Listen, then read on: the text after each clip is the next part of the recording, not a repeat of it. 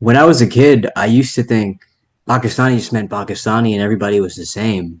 And then I grew up and I realized, wow, Everyone's the there's so same. much diversity in Pakistan. Like people are very different. And it didn't hit me until recently that my dad is technically a mixed person. Even though There's, he's mhm. Pakistani, like his Oh, dad there's like was yeah, he's from Pathan and his yeah, mother was not. And there's that mix. Even my own mother, her parents come from different cultural groups in Pakistan. And that's, I think about them like, even though you're under the umbrella of the same culture, there's yeah, still different subgroups in that culture. And it's like everybody's a mix almost.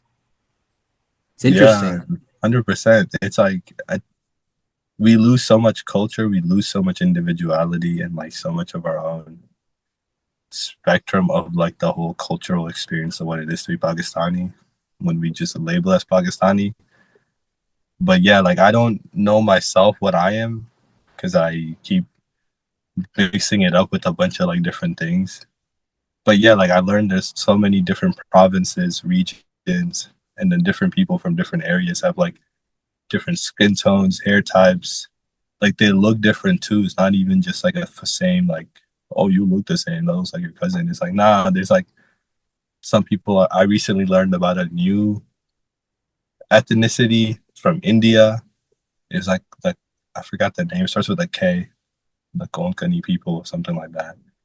That I'm just like, oh, there's more individual tribes and like regions, and each one of us had our own unique, what's it called, hand in the overall culture of what it is to be Pakistani. Like some places have Hyderabadi biryani, or like this type of biryani.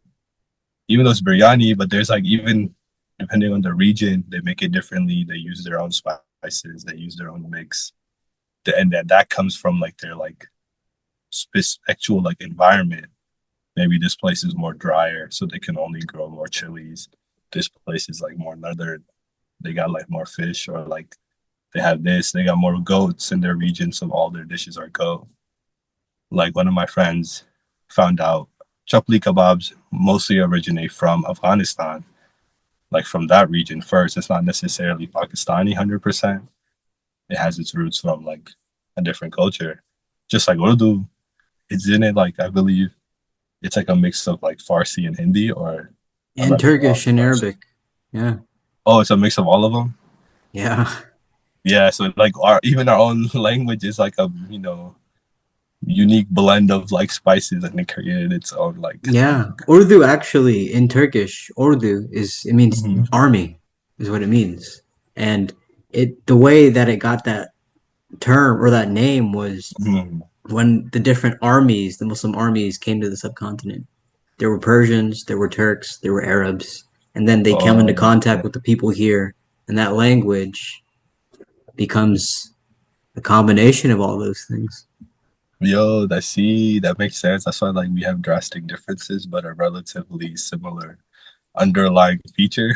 So there was probably like a group of brown people already here, and which each different person coming in, bringing in their own unique genetic variation.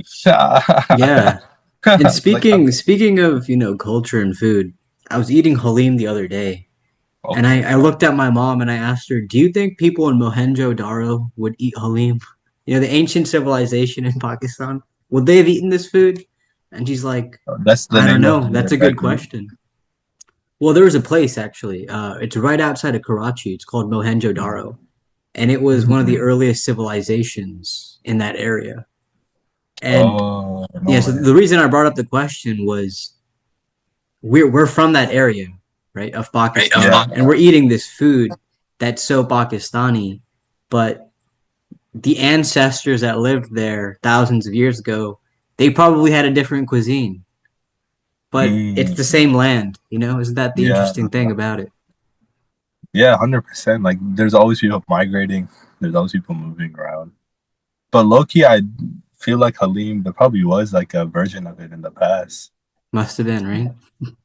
And I've heard it was like a more of a, can't think of the word, but it's like it was looked at slop. Not even slop, but it's like it's Oh, a mixture of a bunch of different like lentils, ground beef.